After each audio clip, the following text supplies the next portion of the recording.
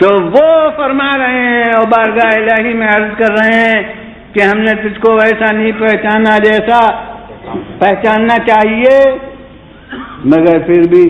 یہ ایک دینی حقیقت ہے کہ معرفت الہی حاصل کرنا ہر بندے پر واجب ہے، ہر بندے کو لازم و واجب ہے، فریضہ ہے اس کا کہ وہ معرفت الہی حاصل کر لے۔ تو جب ناممکن بات ہے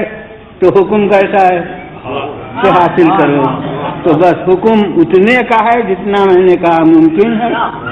اور جو حق ہے اسے رسول کہہ رہے ہیں کہ ناممکن۔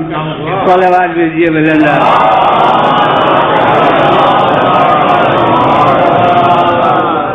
بس جس طرح معرفت الہی حاصل کرنا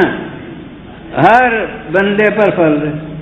یہاں تک کہ یہ بھی قید نہیں کہ عالم پر فرض ہے، جاہل پر فرض نہیں، جتنا جس کی بساط ہو اتنا اس کو سمجھنا ہے۔ تقلید اصول دین میں حرام ہے، حق کو حق خود اپنے عقل سے اپنے ضمیر سے سمجھنا چاہیے۔ تو اب ظاہر ہے کہ فلسفی اپنی زبان میں اپنے معیار پر دلائل قائم کرتا ہے، اور معمولی انسان وہ بوہیا اس نے اپنے معیار پر دلیل قائم کر لی تھی۔ کسی نے کہا تم نے اپنے خدا کو کاہے سے پہچانا؟ اس نے کہا اسی اپنے چرخے سے، جب تک میں چرخہ چلاتی رہتی ہوں چلتا رہتا ہے، ادھر میں رکی اور چرخہ رک گیا تو یہ ذرا سا چرخہ تو بغیر میرے چلتا نہیں، اور یہ کائنات کا چرخہ بغیر کسی چلانے والے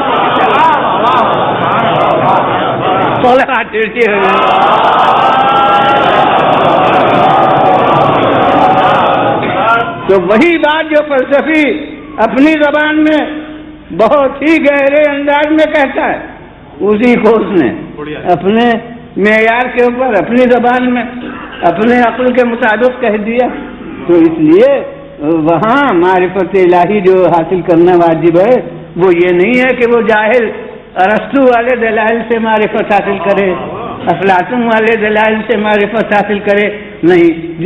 جو اس کو مطمئن کر سکے جو دلیل وہ اس کے لیے وہی ہے۔ تو معرفت الہی واجب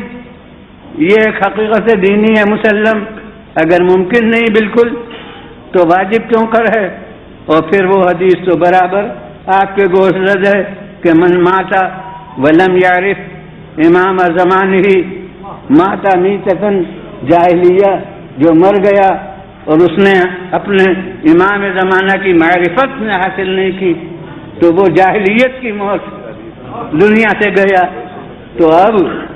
معرفت واجب جب ہے تو ممکن ہے، جبھی تو واجب ہے،